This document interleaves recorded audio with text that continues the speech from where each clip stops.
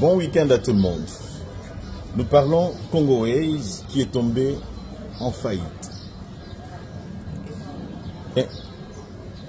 J'entends dire des choses. J'entends dire que Joseph Kabila et Matata Mponyo auraient été actionnaires majoritaires chez Congo Airways. Voilà qu'ils prennent la décision de retirer leurs avoirs. Eh bien, la société Congo Airways tombe en faillite. L'opinion doit retenir une chose, qu'il est aussi de bon droit qu'ils décident en tant que propriétaires de retirer leur part dans cette entreprise. Ça va de soi. Ça va de soi qu'ils retirent leur part parce que ce sont des citoyens qui décident de placer leurs avoirs partout où ils veulent et le retirer quand bon leur semble. Mais Congo-Airways est tombé en faillite et nous sommes en déficit des avions. Mais la question est celle de savoir, est-ce que l'on doit considérer Matata Mponyo et Joseph Kabila comme des citoyens ordinaires? Pas du tout. Comme des hommes d'affaires ordinaires? Pas du tout. Pourquoi? Parce que ces gens prétendent mieux faire pour la République, prétendent être préoccupés pour l'intérêt de la République.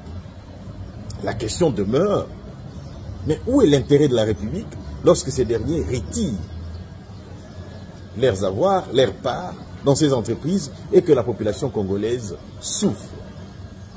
Est-ce qu'ils le font pour l'amour du Congo ou pour l'amour de ce pourquoi ils prétendent vouloir mieux diriger? Est-ce qu'ils le font parce qu'ils aiment le Congo ou parce qu'ils s'aiment eux-mêmes, seuls, uniquement, et ils ne tiennent pas en compte la population congolaise? Et donc, vous conviendrez avec moi qu'à ce stade, l'opinion doit retenir que ces gens n'œuvrent pas pour la République. Mais cependant, le problème du Congo Airways reste et demeure. Voilà la question qui se pose. Comment en sommes-nous arrivés à ça? Aujourd'hui, on donne des leçons, on dit tout ce qu'on veut, mais ceux qui ont géré avant ont aussi l'obligation de prévenir. Mais gérer, c'est prévoir. Qu'est-ce qu'ils ont pris comme précaution pour éviter que ceci n'arrive? Eh bien, ils ont acheté des avions d'occasion. C'était sous Matata Mponyo, on parle d'équipe en Vita, on parle de Joseph Kabila, des avions d'occasion qui ont coûté plus cher que leur prix normal. Et aujourd'hui, ces avions sont arrivés à leur date d'expiration. Et c'est ce qui fait qu'on ne sait pas mettre ces avions-là en circulation. Les mettre en circulation, c'est causer la mort des Congolais. J'ai suivi l'honorable Steve Mbikaï qui dit « Messieurs, le gouvernement doit démissionner ». Je me pose la question de savoir, en tant que membre du gouvernement, ancien membre du gouvernement, il était solidaire face aux différentes décisions qui ont été prises lorsqu'on achetait.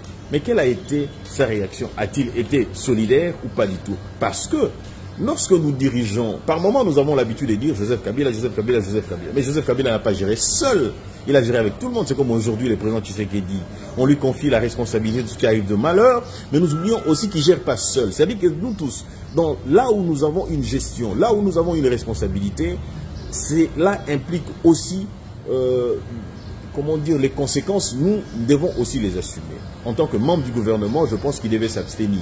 Pourquoi? Parce que s'il faut aujourd'hui demander à ce qu'il y ait démission du gouvernement, la question fondamentale demeure. C'est-à-dire que le gouvernement partira, il faudra encore débourser de l'argent pour investir un nouveau gouvernement. Mais cela posera certainement un problème. Pourquoi?